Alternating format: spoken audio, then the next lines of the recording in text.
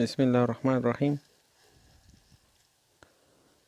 د عضوي او غیر عضوي مرکبونو د برېښنا تیرونې مقایسه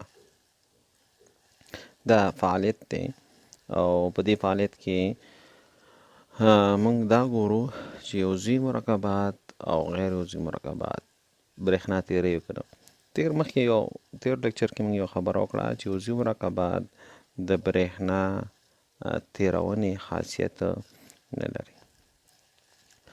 نو په دې کې به موږ ته کوم شیان لګي، مقطرې اوبه لګي، بوره لګي، خوړلو مالګه، بیکر دی، کاربن الکترودونه دي. نو زه به واخلم بیکر، مثلا دا داسې وچوکو چې دا موږ سره یو بیکر دی،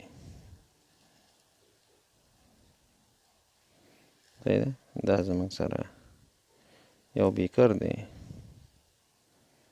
دا یو بیکر دی، او دې بیکر کې زه د کاربن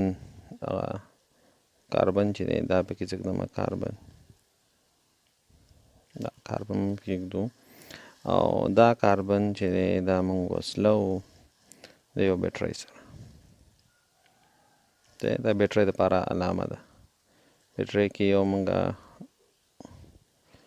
یو داسې اوږد وباسو، بل داسې وړوکی وباسو. دا مثبت دی ترمینل دی، دا منفي ترمینل دی، صحیح ده. او دا به یې وصلو مثلا د یو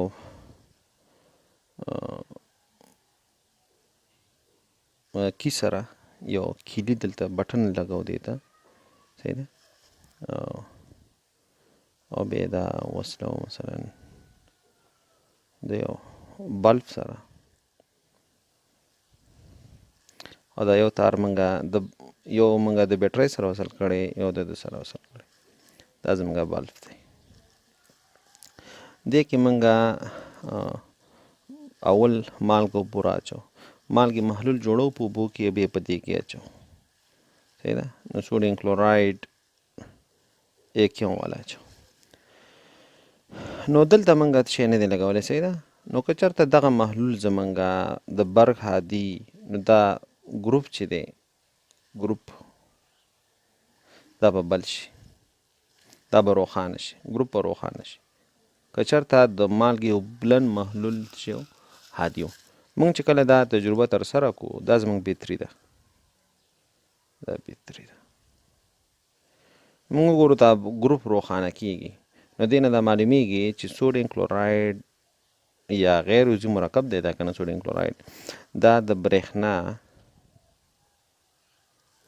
شی دی موږ سره، د برېښنا هادي دی، تیری، صحیح ده. دا زموږ بیکر دی، یو شیشې ګیلاس دی موږ سره، دا زموږ بیکر دی، او دا چې موږ ودرولي که نه، دا الکترود دی، دا څه دی زموږ الکترودونه دي، کاربن دی، کاربن نه جوړ دی،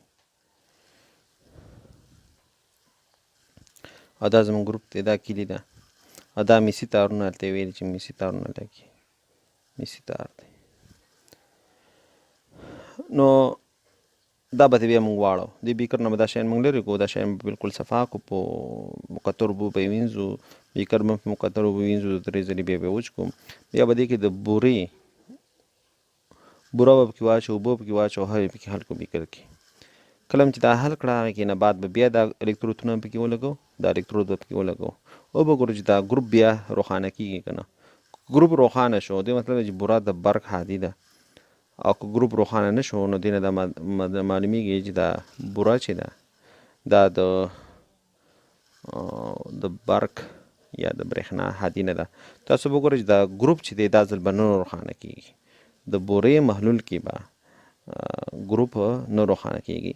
بورې فارمول دی C12H2O، دې ته سکروز وایي، ښه هلکانو، سکروز. نو سکروز چې دی چونکې عضوي مرکب دی، او موږ ویل چې د عضوي مرکبات د برېښنا هادي نه دي، نو بورې محلول کې به دا ګروپ چې دی دا به نه روښانه کېږي، دا به روښانه کېږي نه، بلیږي به نه، سمه ده. نو دې نه دا معلومه شوه موږ سره چې عضوي مرکبات د برېښنا هادي نه دي. دا تجربه موږ د نورو مرکباتو سره ترسره کولی شو. تاسو کولی شئ چې دا تجربه نفتالین سره، صحیح ده، بنزین سره، ځکه هم عضوي مرکبات دي که نه. نفتالین به بنزین کې حل کوي، نفتالین به په بنزین کې حل کوي، یا به کاربن تتراکلورایډ کې حل کوي، CCl4 کې دې کې حل کوي. نو دا نفتالین چې دا هم د برق هادي نه دی. بنزین کې دا ایکسپریمنټ هم داسې وکړئ، هم د برق هادي نه دی.